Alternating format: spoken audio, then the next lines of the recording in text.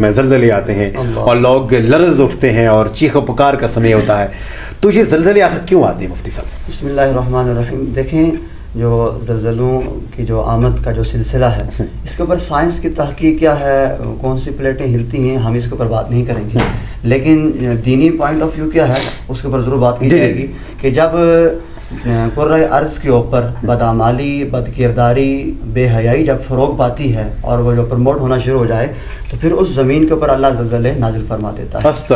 اور جس زمین کے اوپر وہ اس کو آپ کیا کہا جا سکتا ہے کہ جہاں پر مسلمان کی بیٹی نیم برہنہ لباس پہن کر اگر وہ اپنے سیل فون کے سامنے ناچتی ہے اور اپنے جسم کی نمائش کرتی ہے تو ایسے محلے میں اور ایسے علاقے میں زلزلے آئیں گے.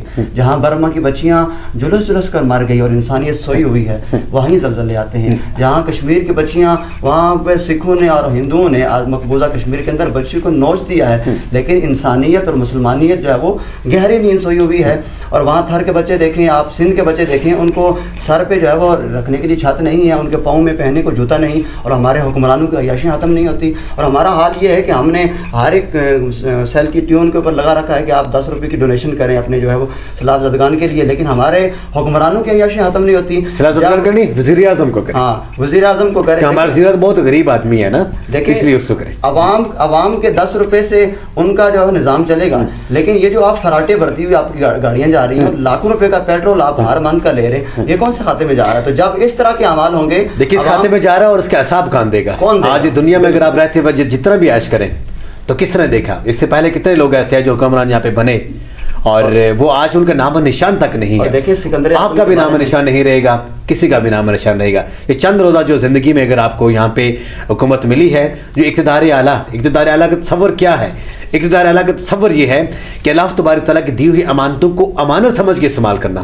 تو کیا یہ آپ کی اس امانت کو جو اللہ تعالیٰ نے آپ کو اقتدار دیا ہوا ہے، کیا اس امانت کو آپ امانت دار بن کے استعمال کر رہے ہیں یا اس کو خیانت کا آپ انتہا کر رہے ہیں؟ لیکن پھر بھی رب کائنات آپ کو مزید اور نواز رہا ہے. لیکن یاد رکھیے گا کہ جس کے کسی کی پکڑ نہیں ہو رہی، اس کا یہ مطلب کبھی بھی نہیں وہ نیک آدمی ہے، کیونکہ پکڑ بھی اسی کی ہوتی ہے، اسی کی انسانی پکڑ ہوتی ہے کہ جس کو رب کائنات کہتا تو میں تمہیں اور تیرے رسی کو میں ڈیلی چھوڑ دوں. اور یاد رکھ جب میں گرفت میں تمہیں لوں گا پھر تمہیں چھڑانے والا کوئی نہیں ہوگا. اللہ کی پکڑ سب سے سخت پکڑ ہے. وہ میں بات کر رہا تھا کہ سکندر اعظم جو ہیں پوری دنیا اس نے فتح کی، اور جب وہ کرب المرگ تھا تو اس کی وصیت تھی کہ کفن سے میرے ہاتھ باہر رکھے جائیں. ان سے دریافت کی گئی کہ اس کی وجہ کیا ہے، سبب کیوں آپ کے ہاتھ کیوں باہر رکھیں؟ کفن سے تو مرد کے ہاتھ اندر رکھے جاتے ہیں، 3 کپڑوں میں اس کو کفنایا جاتا ہے، اس کی کیا وجہ ہے کہ آپ کے ہاتھ باہر رکھے جائیں؟ تو وہ کہنے لگا کہ میں نے پوری دنیا فتح کر لی ہے اور ساری دنیا کے اوپر میں سلطنت کر چکا ہوں، لیکن لوگوں کے لیے میرا جو ہے وہ پیغام یہ ہوگا، میسج یہ ہوگا، آؤ میری جو ہے وہ میت کو دیکھنے والوں، میں نے پوری دنیا فتح کر لی لیکن حال ہی آج جا رہا ہوں. تو تم بھی دیکھ لو، اگر تمہارے پاس وقتی اقتدار ہے، وقتی آپ جو ہے وزارت عظمیٰ کی چیئر کی اس کرسی کے اوپر براجمان ہیں، یہ سب کچھ نہیں ہے، فنا ہو جانا ہے. فرعون اور نمرود کو دیکھ لیجئے، بہت بڑے اللہ نے ان کو جو ہے کمالات دیے، بہت بڑے ان کو جو ہے فضائل عطا کیے، لیکن جب ان کی تباہی کا دہانا آیا اور ان کی بربادی کا وقت آیا تو اللہ نے ایک لمحہ نہیں لگایا اور اجاڑ کے رکھ دیے. تو یاد رکھیے جو آپ کو جو مقام اللہ نے دیا ہے اس کی جو آپ جو ہے قدر کیجئے. جب تک آپ اس کی قدر نہیں کریں گے تو اللہ یہ منصب چھینے گا بھی اور اپنی جو ہے پکڑ اور جھگڑ کے اندر آپ کو لائے گا. میں بات کر رہا تھا کہ جب جو ہے وہ غریب کی بیٹی کے سر کے اوپر چادر نہ ہو اور ہمارے حکمران فراٹے بھرتی ہوئی گاڑیاں اور مہنگے ان کے سوٹ ہوں اور ان کے شویٹ سول کے جو ہے وہ ان کے جوتے ہوں اور مہنگے جو ہے وہ کپڑے لباس پہ زیب تن کرتے ہوں، تو اس طرح کی قوم کے اوپر پھر زلزلے آیا کرتے ہیں. تو پھر کیا آئے یہ دیکھیں، اور یہ بھی میں یہ سمجھتا ہوں کہ انگاروں کی برسات نہیں ہوتی، وہ اس لیے نہیں ہوتی کسی کے آنسوں کے صدقہ ہے. کس کی کوئی رویا تھا ہمارے لیے کہ میری سمت کے اوپر کوئی ایسا عذاب نہ ہے، اتصال نہ آئے کہ جو ختم کرنے والا ہو. ورنہ ہمارے اعمال ایسے ہیں اگر اوپر سے پتھر بھی برسیں وہ کم پڑتے ہیں. بنی اسرائیل کا دیکھیں، ایک رات میں ایک گناہ کریں، صبح ان کی چوکھٹ کے اوپر یا ان کے ماتھے پر لکھ دیا جاتا کہ بھائی اس نے رات کو یہ گناہ کیا.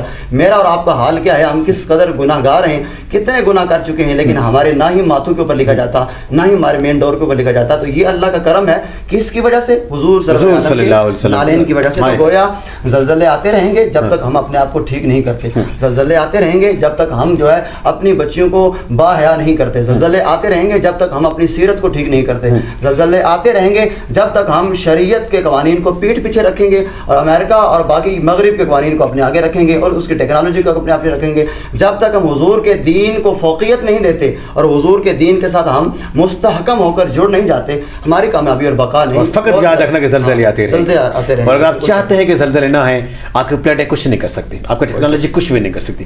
صرف ایک کام اگر ایسا اگر ہم لوگ یہاں پہ کرنا شروع کر دیں تو زلزلے آنے بند ہو جائیں گے۔ وہ کام کیا ہے کہ آقا صلی اللہ علیہ وسلم جو دین حق یہاں پہ ہمارے لیے لائے تھے، وہ دین کے ہم پاسدار بن جائیں، اس کو دین کو ماننے والے بن جائیں، دیانتدار بن جائیں، ایماندار بن جائیں، سچ بولنے والے بن جائیں، کسی کو تنگ کرنے والے نہ بنیں، ہم غریبوں کے اور محتاجوں کے اور جو ضرورت مندوں کی ضرورت پوری کریں۔ یہ نہ کہ ان کے منہ سے جو نوالا جو دن بھر وہ کماتے رہتے ہیں، ہم وہ ان کے منہ سے چھینے، ان کے لیے کوئی ریلیف آئی اور آپ وہ لے کر گھر بیٹھ جائیں، کوئی ریلیف ان کے لیے آئی ہو اور وہ بھی آپ لے کر سائڈ ہو، اور یہ سمجھے کہ مال غنیمت ہے۔ اگر ایسا ہوگا پھر زلزلے آتے رہیں گے، اور زلزلے اگر آپ چاہتے ہیں کہ نہ آئے تو پھر ہمیں اپنے کردار کو دیکھنا ہوگا، ہمیں اپنے حال کو دیکھنا ہوگا، ہمیں اپنے جو ماضی جو ہم نے کیا ہے اس کے اوپر میں پشیمان ہونا پڑے گا، شرمندہ ہونا پڑے گا، تب جا کے رب کائنات کی محفل میں، رب کائنات کے دربار میں ہمارے سرخروئی کا کوئی چانس بنتا ہے۔ ادروائز ہمارے جو اعمال ہیں اس قابل نہیں ہیں، میں تو یہ سمجھتا ہوں جو سزائیں ہمیں مل رہی ہیں تو یہ بھی کم ہے مفتی صاحب۔